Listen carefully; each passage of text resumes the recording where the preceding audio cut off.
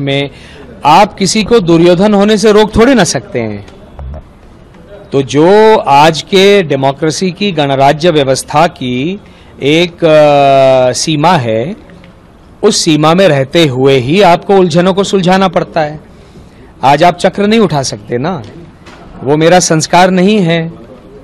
तो इसीलिए उस सीमा में, उस दायरे में, कानून व्यवस्था के, पुलिस व्यवस्था के दायरे में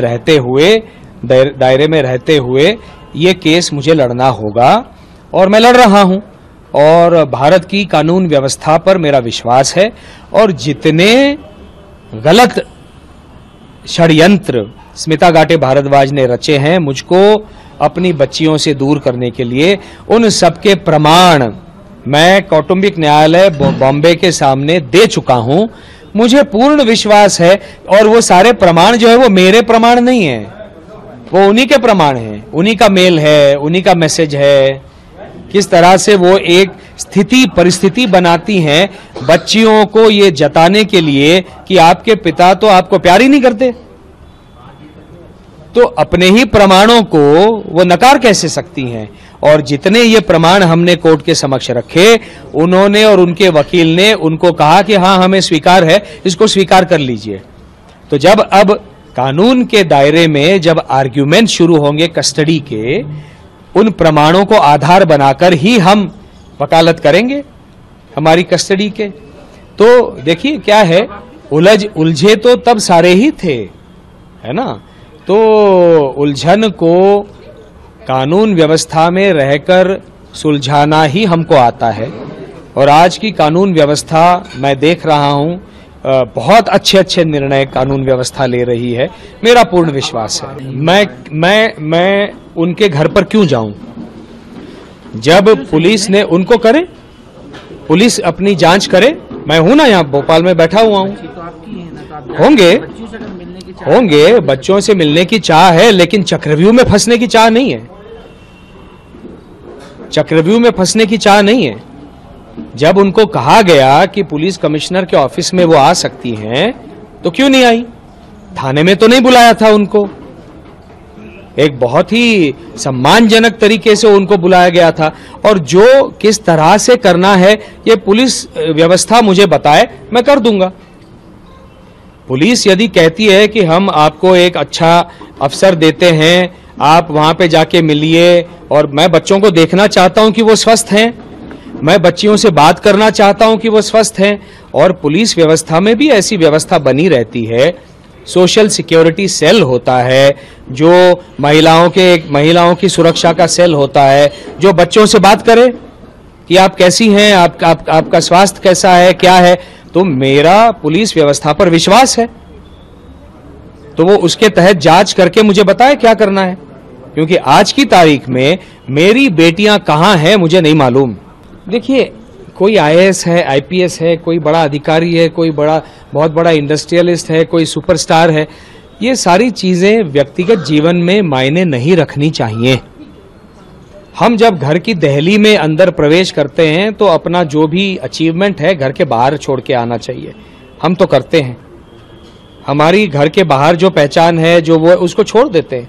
हम घर के अंदर पति हैं और हमारी बेटियों के पिता हैं, और एक पति और पिता के रूप में जो हमारे दायित्व और कर्तव्य हैं उनका वहन करना इतना ही हम जानते हैं, जिनको हमने किया है।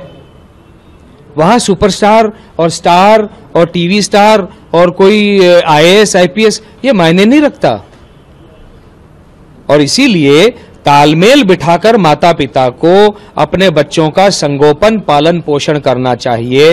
ये एक मैच्योर तरीका होता है।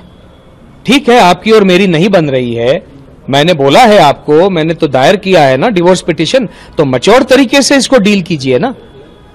आप एक पिता को अपनी बेटियों से षड्यंत्रों के माध्यम से क्यों दूर कर रही हैं? इन सब के जवाब हम उनसे वहां पे मांगेंगे, इनके जवाब मैं नहीं दे सकता, उनको देने होंगे। और इसीलिए सारी हदों को दूर करके, जैसा मैंने पहले भी कहा, कौन से स्कूल में डालना है, पिता को अंधेरे में रखा है। उस स्कूल से, भोपाल के स्कूल से बाहर निकाला, पिता को अंधेरे में रखा है मुझे। वहां से ऊटी के सीधे भोपाल से उठाकर ऊटी के बोर्डिंग स्कूल में क्यों वो अंधेरे में रखा। आज बोर्डिंग स्कूल से बाहर निकाला, अंधेरे में रखा। आज मैं पूछ रहा हूं आपको मेल के माध्यम से, मेरी बेटियां कहां हैं, आप मेल का जवाब नहीं दे सकती? मेल का तो जवाब देना चाहिए। तो लगातार सारी सीमाओं को एक एक करके, ऊपर की बाहर की सीमाओं को तोड़ते हुए, इसको मैं दुर्योधन सिंड्रोम कहता हूं। मैं अपनी मनमानी करूंगा, ये दुर्योधन था, वही ये कर रही है। और कोई किसी को दुर्योधन ना बनो ये तो कह नहीं सकता ना। हम तो उसी दायरे में लड़ सकते हैं जो आज का दायरा है। और चूंकि हमको ये लगता है कि वो आईएएस का दबाव पुलिस पर बना सकती हैं, इसीलिए मजबूर होकर मुझे माननीय मुख्यमंत्री जी से मिलना पड़ा, क्योंकि ये व्यक्तिगत मामला है। ये मुख्यमंत्री महोदय के लेवल का मामला नहीं है, ये कोई सामाजिक मामला नहीं है। मैं खुश होता अगर मैं कोई सामाजिक व्यवस्था का कोई मामला लेकर मुख्यमंत्री महोदय के पास जाता, लेकिन दुर्भाग्य से मुझे ये मामला लेकर जाना पड़ा और कहना पड़ा कि हो सकता है वो आईएएस में से किसी चीज का दुरुपयोग करें, तो आपको मेरी सहायता मुझे आपसे मांगनी पड़ेगी, तो इतना आपके ध्यान में रहे। उन्होंने कहा ये सारा सुनकर मैं आपकी सहायता करूंगा। आपने कस्टडी मांगी है बच्चों? मैंने दोनों बच्चियों की कस्टडी मांगी है और वो मैं कस्टडी लेकर रहूंगा, क्योंकि ये जो व्यवहार है ये मेरी बेटियों के मानसिक, भावनिक, एकेडमिक स्टेबिलिटी के लिए ठीक नहीं है। कौन सा पिता या कौन सी माता इस तरह से अपने बच्चों को अनस्टेबल करती है? भावनिक रूप से तो कर दिया, लेकिन एकेडमिकली भी 6 महीना भोपाल के स्कूल, 4.5 महीना ऊटी के स्कूल में, आज पता नहीं कौन से स्कूल में। यह कोई तरीका हुआ? यह कोई तरीका नहीं हुआ।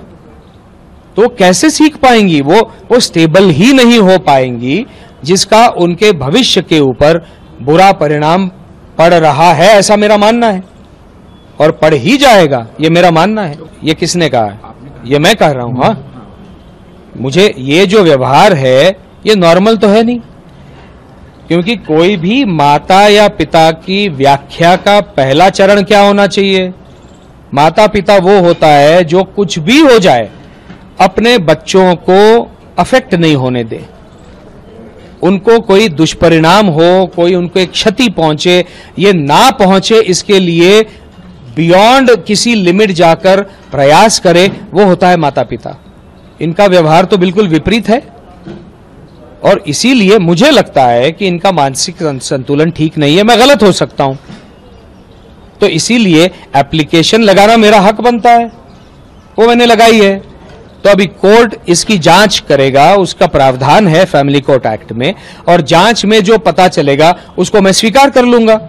हो सकता है मैं गलत हूं, हो सकता है मानसिक संतुलन की बात नहीं हो, कुछ और बात हो, मुझे नहीं मालूम, लेकिन मुझे तो ये मानसिक असंतुलन दिखता है। मैं कोई साइकोलॉजिस्ट हूं नहीं, लेकिन मुझे दिखता है कि मेरी बच्चियां जो हैं वो इससे अफेक्ट हो रही हैं। अब कोर्ट के ऊपर निर्भर करता है और मेरा कोर्ट पर विश्वास है। अगर आप ये वीडियो YouTube पर देख रहे हैं तो हमारे चैनल को सब्सक्राइब करें और बेल आइकन को दबाना ना भूलें। अगर आप Facebook पर ये वीडियो देख रहे हैं तो हमारे पेज को लाइक करें। अगर आप ये वीडियो YouTube पर देख रहे हैं तो हमारे चैनल को सब्सक्राइब करें और बेल आइकन को दबाना ना भूलें। अगर आप Facebook पर ये वीडियो देख रहे हैं तो हमारे पेज को लाइक करें।